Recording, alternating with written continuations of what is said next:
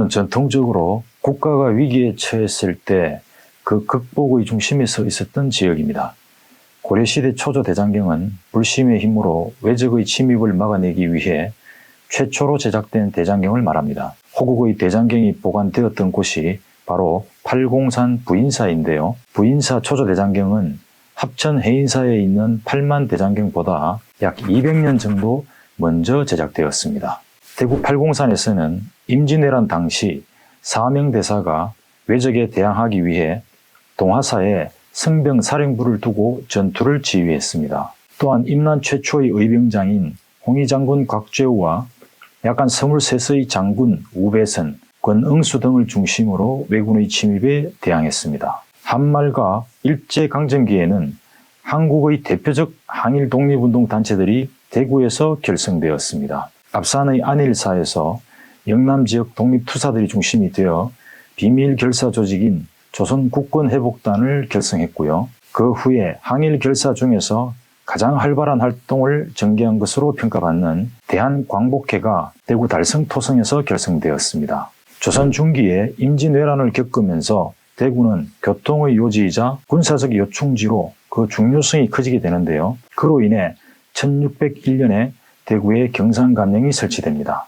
경상감령은 지금의 부산광역시, 울산광역시, 경상남도, 경상북도 전체를 관할하는 거대 관청인데요. 이후 대구는 정치, 경제, 군사 등 모든 부문에서 경상도 전체의 중심지가 되면서 전국 3대 도시로 성장하는 계기를 맞았습니다. 경상감령에서는 전국에서 가장 최초로 대구 양령시가 세워지고 대구 읍성 밖에 조선시대 3대 시장 중 한 곳인 성운시장이 활기를 띠면서 지역 경제가 크게 발달하게 되었는데요.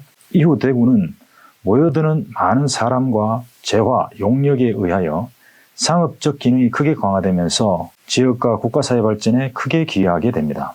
대구는 격변의 근현대기에 역사적 사명을 선도한 도시이기도 한데요. 그 중에서도 국권 수호를 위한 최초의 국민운동인 국채보상운동을 주도하고 1950년대에는 한국전쟁기 최후의 보루 역할을 하게 됩니다. 또한 민주화 운동의 효시로 평가받는 2.28 민주운동과 1960년대에서 1970년대의 대한민국 산업 근대화의 견인차 역할 등이 그 대표적 사례들이라고 할 수 있겠습니다. 한말 애국개몽운동의 중심적 위상을 차지하면서 역사상 최초의 국민운동으로 평가받는 국채보상운동을 대구가 중심이 되어 거국적으로 전개했습니다. 한말 일제는 우리나라를 경제 파탄에 빠뜨리기 위해 강제로 차관을 도입하게 했는데요. 이는 일본이 우리나라를 경제적으로 예속시키려는 술수였던 것입니다. 이에 김광재와 서상돈 등의 제안으로 2천만 동포가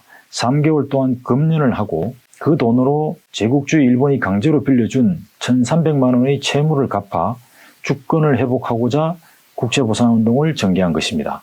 당시의 1,300만 원은 현재 가치로 약 3,300억 원 정도가 됩니다. 국채보상운동은 위태로운 시기 국권을 지키기 위해 신분의 귀천에 관계없이 전국 방방곡곡의 남녀노소 모두가 참여한 운동인데요. 국채보상운동과 관련된 기록물은 유네스코 세계기록유산으로 등재되어 세계와 함께하는 기억이 되었습니다.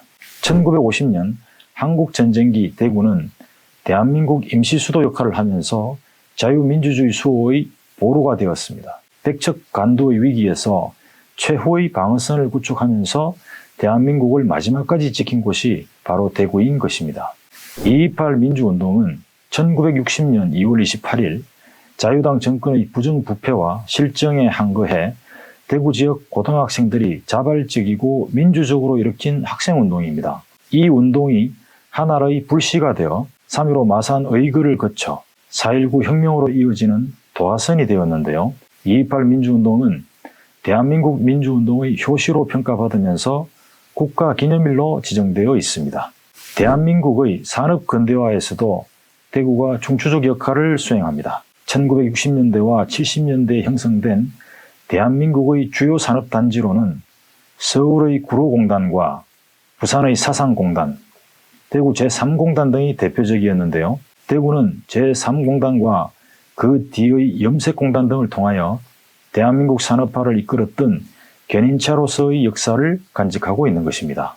이처럼 국가 전체에 큰 영향을 미친 중요한 역사적 사건들이 대구에서 태동했거나 중심이 되어 전개되는 경우가 많았습니다.